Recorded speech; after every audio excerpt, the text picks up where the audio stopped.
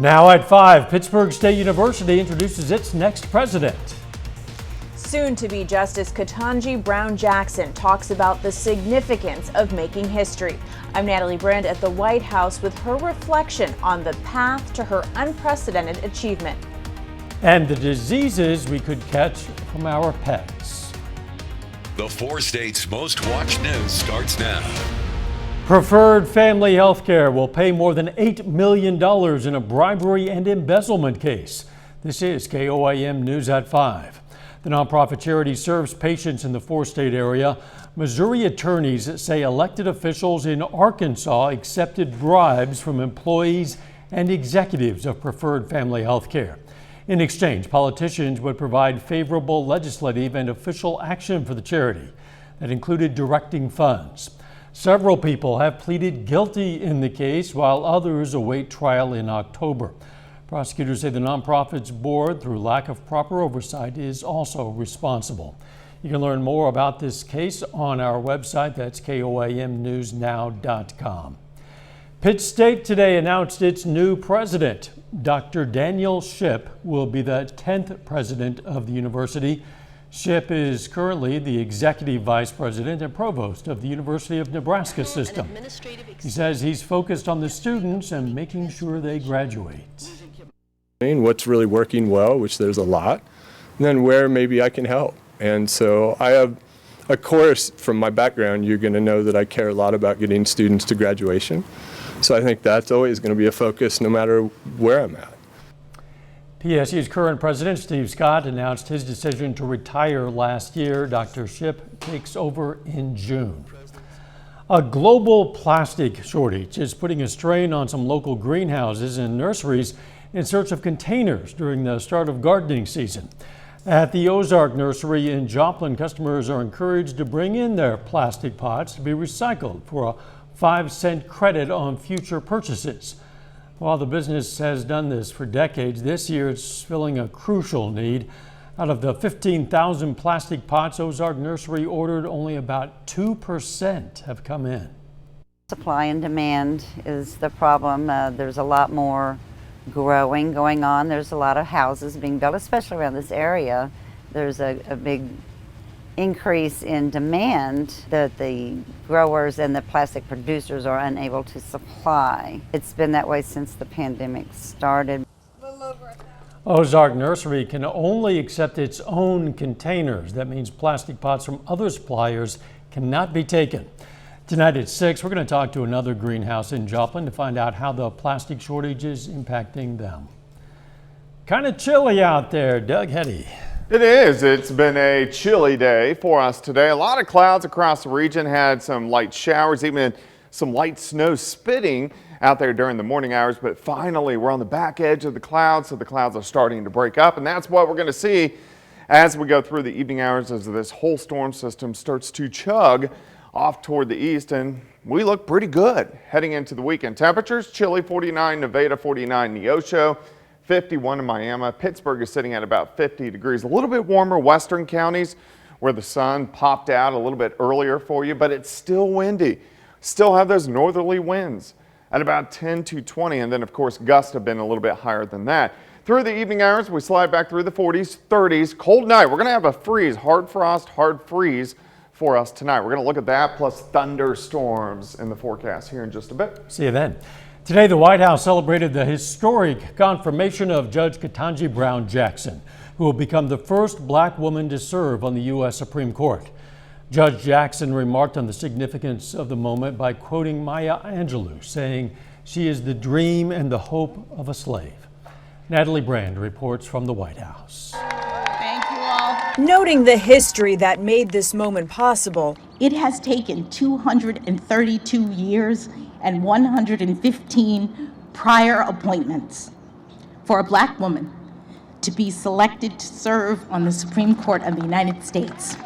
and reflecting on her own personal story. In my family, it took just one generation to go from segregation to the Supreme Court of the United States. Soon-to-be Justice Ketanji Brown Jackson celebrated her confirmation by thanking her supporters, biggest of all her daughters and husband Patrick. I don't know that I believed you when you said that I could do this, but now I do. Also among the attendees, members of the president's cabinet and Congress, and dozens of women of color who see themselves in Judge Jackson. You will inspire generations of leaders. We're going to look back and see this as a moment of real change.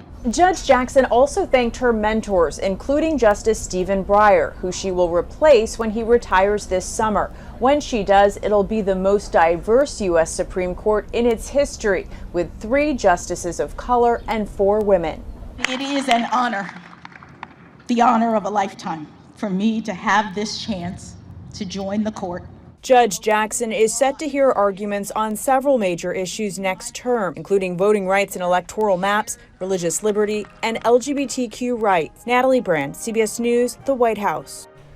Another big case set for the Supreme Court's next term is a challenge to affirmative action involving Harvard University. Judge Jackson has already said she will recuse herself since she's on Harvard's Board of Overseers.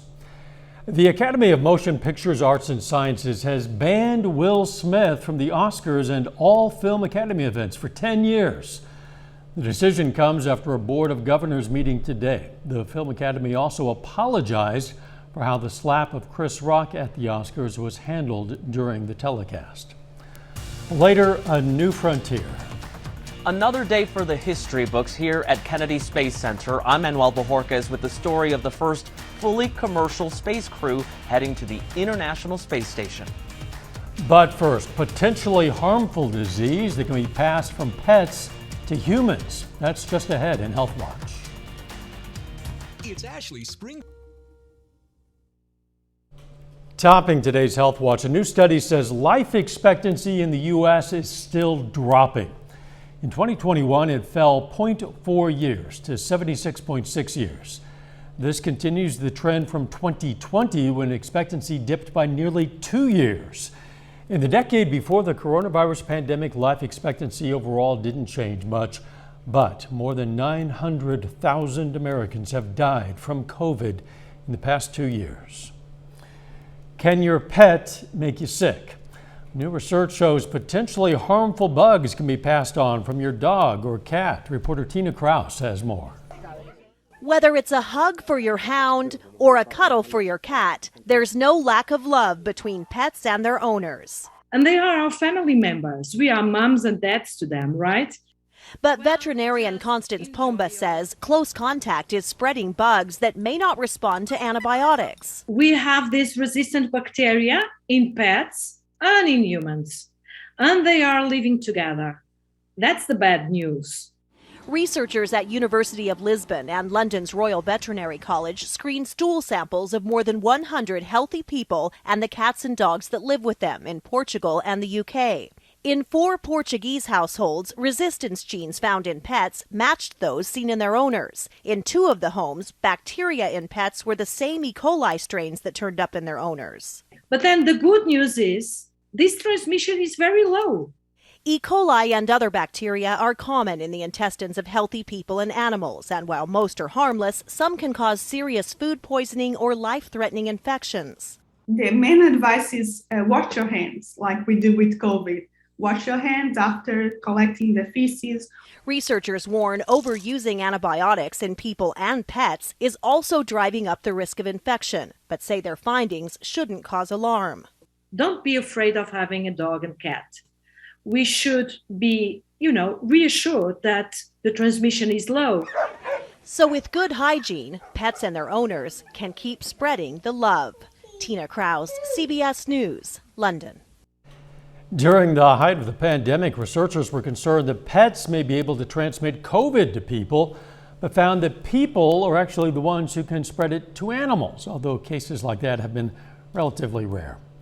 New research out of the University of Washington shows only 57% of breast cancer survivors ages 40 to 49 got annual mammograms in 2016. That's down from 70% in 2004 through 2009. The rate was also lower for survivors ages 50 to 64, though the change was not as dramatic. A new study from Brigham and Women's Hospital finds taking abortion pills is safe even if an ectopic pregnancy is not yet ruled out. That's when a fertilized egg implants outside the uterus. Researchers found no evidence of an increase in serious problems or emergency room visits for those who took the pills early. An English researcher team was able to partly restore older skin cells, turning back the clock as much as 30 years. The new method, which is the same way scientists make stem cells, reprogrammed the cells but still allowed them to retain their function. The research could potentially reduce the effects of aging, but scientists are still in the early stages of understanding the transformation. And that is a look at today's health news. A little bit later, the prospect of a couple of airlines joining forces. Plus, we're going to have a hard freeze and frost for us tonight. We're going to look at that and the weekend coming up. This week, take a Well, it turned out to be a very chilly day for us today. Temperatures kind of struggling to warm up. Most of us only into lower 50s during the afternoon. We are clearing out over the next few hours. So a freeze tonight. We're going to drop back near 30. Hard frost, hard freeze, but at least we rebound as we head into the weekend. The weekend looks pretty good. Thunderstorms rolling in Sunday evening, Sunday night. Some of those could be strong, possibly severe, something we want to watch. Of course, you can get my long-range forecast on my month-long blog. That is KOAMnewsnow.com. Looks good right now, heading into a nice Friday evening. Indigo Sky Casino and Resort just outside of Seneca, Missouri. Still kind of windy, not as bad as yesterday. Still kicking up though. Northwesterly winds at about 15 to 25 sustained. And then we're still getting winds gusting kind of 25 upwards to about 30 at times. At least the winds are going to continue to back down tonight and then into the daytime hours tomorrow. Look at this, nice shot, 7th and range line sitting at 51, winds at 20, humidity is at 41%. Through the evening hours, we slide back through the 40s, 30s, most of us down into the upper 20s to near 30 degrees. So if you do have any plants that are sitting outside, cover them up or bring them in, as you obviously don't want those damaged. All right, the clouds have been slowly working out of here. Still a lot of cumulus clouds on the Missouri and Arkansas side, but clearing out in Kansas, also Oklahoma, as this whole storm system slowly exits off toward the east. Here's our weather tomorrow and most of Sunday, and then we get into this system, which is rolling in to the Pacific Northwest. So that's going to start to affect us late Sunday, Sunday night, and then heading into next week. All right, temps tonight, cold, clear skies, not too windy. We drop back near 30. Look at Saturday, it looks great. We warm into the mid-60s, pressing 70 in our western counties. 30 to start, but 61 by noon. High temp is 67. We're going to have a light southerly wind at about 5 to 10. All right, tomorrow night looks good. We only drop back into the 50s for overnight lows. We do start to get some mid and upper level clouds in here on Sunday. But Sunday looks great. We're going to press 80 during the afternoon. Now on Sunday, the winds will start to pick up just a little bit during the afternoon. As we go into the evening hours, here's 8:30. Scattered showers and thunderstorms start to pop up. Some of these could be strong, possibly severe. This doesn't really look like a tornadic situation, kind of more of a hail and high wind situation, but something we want to watch over the next couple days. But periods of showers, thunderstorms, heavy amounts of rain Sunday night into Monday morning, and then I think by mid-morning, most of these showers and thunderstorms will start to press to the south by the time we head into Monday afternoon. Monday, the severe threat shifts to our south, but here it comes again. Tuesday lifts back in, severe threat late Tuesday, Tuesday night, and into Wednesday. So several days we want to really keep our eyes on for next week. 67 tomorrow, 76 on Sunday, 70 on Monday. Thunderstorms back in Tuesday, high temp of 80, cooling down just a little bit. Severe threat returns again late Friday into Saturday of next week. So we have 3 solid shots over the next 8 days. I know that you and the weather team are going to be busy and you're going to keep us informed. We will. Thanks, Doug. Hey, when severe weather strikes, you're going to want to be informed yourself. You can do that by scanning this QR code. It's going to take you to the KOAM News Now YouTube page, where our weather team is going to live stream during severe weather events to give you updated information. And while you're there, be sure to subscribe and ring the bell for notifications. Coming up, the first fully commercial flight to the International Space Station. First, though, we honor a local World War II veteran. Edgar Werdeman served in the U.S. Army, stationed in Europe. His medals include a Bronze Star in his hometown, Frontenac, Kansas. And we are proud to salute Corporal Edgar Werdeman, a four-state hero. Topping today's Consumer Watch, Spirit Airlines is gearing up to enter talks about a possible merger with JetBlue. In a statement yesterday, Spirit said it consulted with advisors about the $3.6 billion all-cash offer. It determined it could reasonably top the cash and stock deal offered by Frontier. The two companies previously announced a deal in February to merge, but JetBlue's surprise bid this week could derail that agreement. 4 private citizens are on a rocket ride to space. It's the first fully commercial flight to the International Space Station. The 10-day mission shines a spotlight on an aerospace company with big plans for the future. Manuel Ballorcas reports from Florida's Kennedy Space Center. The picture-perfect liftoff from the Kennedy Space Center marks yet another turning point in human spaceflight. Flying on board, the first all-private crew headed to the International Space Station. Together, a new chapter begins.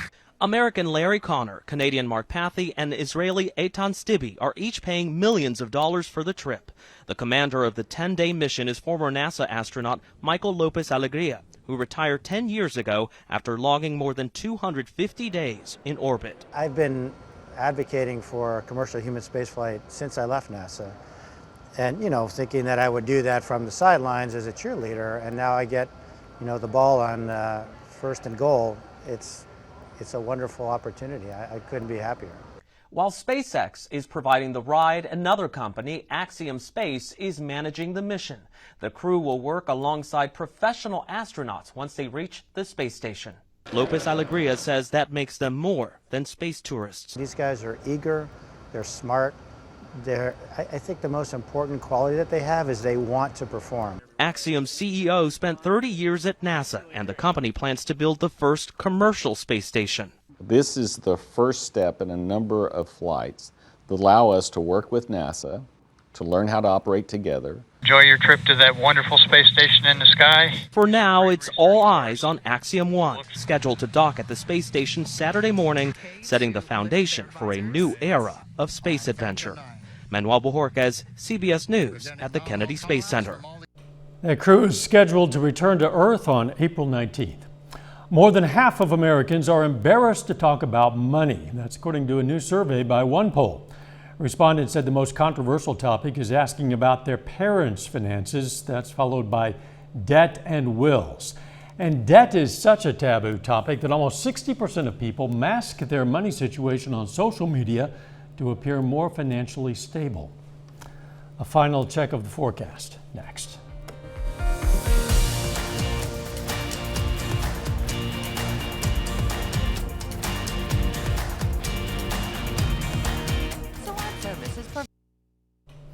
Up next on the CBS Evening News, the shocking new details about 2 men who posed as fake federal agents.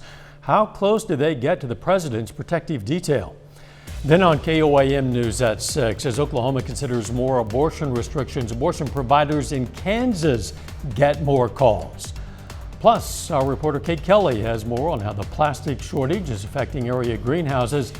And the Missouri Southern baseball team tries to extend a 5-game winning streak as they take on the Mules. Stay with us for CBS Evening News and then KOAM News at 6. It's time we have that talk about the birds and the bees and coffee. A study by a university in Vermont reveals abundance of coffee beans is due to birds and bees working together. Researchers from the U.S. and Latin America removed bees and birds from 30 coffee farms. They found birds eat specific insects that harm coffee plants around the world, like the coffee berry borer. Bees, of course, help with the plant's fertilization, which impacts coffee uniformity and quality. So, Doug, I'm glad we could have this discussion. If you have questions, save them for later. Okay. Because we have to get to the weather right now. Well, the weather is looking better over the weekend now. We are going to have a freeze tonight, so watch out for that if you have any plants that can't take it. But 67 tomorrow, 76 on Sunday. We also have to watch for evening and overnight thunderstorms on Sunday. Some of those could be strong to severe. Thanks for joining us. CBS Evening News is next. And of course, we're going to be right back here for KOAM News at 6. We'll see you then. Let's make it a great evening.